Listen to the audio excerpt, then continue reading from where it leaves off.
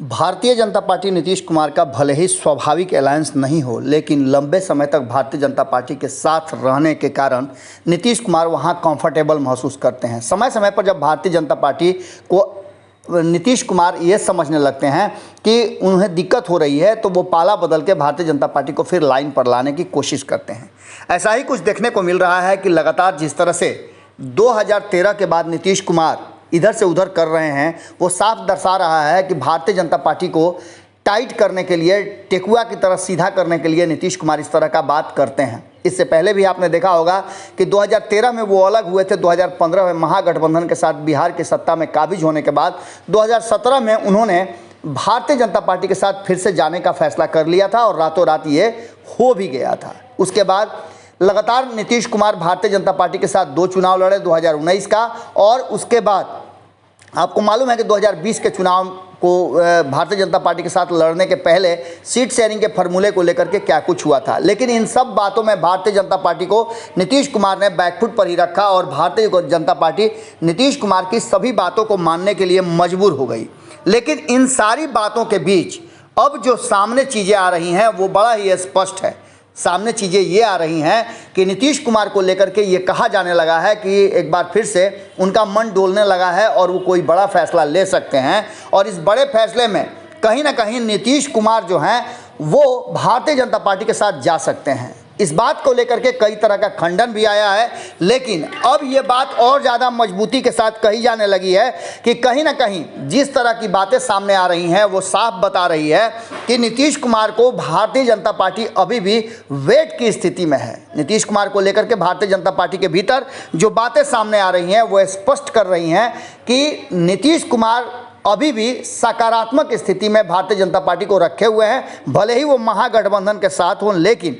जो चीज़ें सामने आ रही हैं वो स्पष्ट बता रही है कि भारतीय जनता पार्टी उस पल का इंतजार कर रही है जब नीतीश कुमार एक बार फिर से पाला बदल कर आए। इससे पहले आपको बता दें कि शाहनवाज हुसैन, जिन्हें भेजा गया था बिहार में नीतीश कुमार के साथ सामंजस्य बिठाने के लिए और काफ़ी मज़े हुए नेता बताए जाते हैं, यहाँ तक कि शाहनवाज हुसैन के साथ भारतीय जनता पार्टी अपना 3 मकसद साध रही थी। पहला तो ये कि नीतीश कुमार को साधने का जो कि कमी पूरा कर सकते थे सुशील मोदी का, दूसरा कि केंद्र की राजनीति में लंबे समय तक रहने वाले शाहनवाज हुसैन बिहार में हो रही हर घटना का जानकारी देंगे, और तीसरा कि अल्पसंख्यक समाज को, उनको शाहनवाज हुसैन को मंत्री बनाने के बाद साधा जा सकता है। लेकिन इन सारे कामों में असफल रही भारतीय जनता पार्टी, और अब वही शाहनवाज हुसैन नीतीश कुमार को भारतीय जनता पार्टी की तरफ लाने के लिए प्रयासरत है। उन्होंने नीतीश कुमार को स्पष्ट तरीके से, हमने खबरों में आपको बताया था कि कहा है कि अगर नीतीश कुमार जी का मन नहीं लग रहा है तो वो फिर से आ सकते हैं, सिर्फ एक मिस कॉल देने की ज़रूरत है। इसका सीधा मतलब आप समझ रहे हैं कि आग जरूर कहीं लगी है तभी धुआं उठ रहा है और नीतीश कुमार का मन डोल रहा है। ये बात अब कहा जा सकता है। हालांकि नीतीश कुमार की तरफ से अभी इस तरह का कोई बात नहीं आया है, न बयान आया है। इस बात का पूरी तरह से खंडन कर रहे हैं कि वो महागठबंधन के साथ ही रहेंगे, भाजपा के साथ नहीं जाएंगे। लेकिन नीतीश कुमार कहते जो हैं वो होता नहीं है, और राजनीतिक रूप से नीतीश कुमार जब भी उन्हें महसूस होता है कि उनकी कुर्सी पर खतरा है, जो कि नज़र आ रहा है, क्योंकि जैसे ही 2 सीट जीतेंगे तेजस्वी यादव, अगर जीत जाते हैं तो नीतीश कुमार की कुर्सी पर खतरा निश्चित रूप से आता हुआ दिखाई दे रहा है। ऐसी स्थिति में नीतीश कुमार अपने लिए एक नए जगह की तलाश करेंगे और वो भारतीय जनता पार्टी से बेहतर नहीं हो सकता। अब देखना होगा कि शाहनवाज हुसैन के इस बयान के बाद क्या प्रतिक्रिया आती है और किस तरह से बिहार की राजनीति एक बार फिर से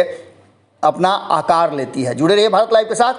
अगर ये वीडियो पसंद आई और वह बिहार के राजनीति और बिहारियत से सरोकार रखेनी तो सब्सक्राइब बटन दबा के चैनल के सब्सक्राइब कर ली। ओजे एगो घंटी बा, ओकरा बटन दबा देला से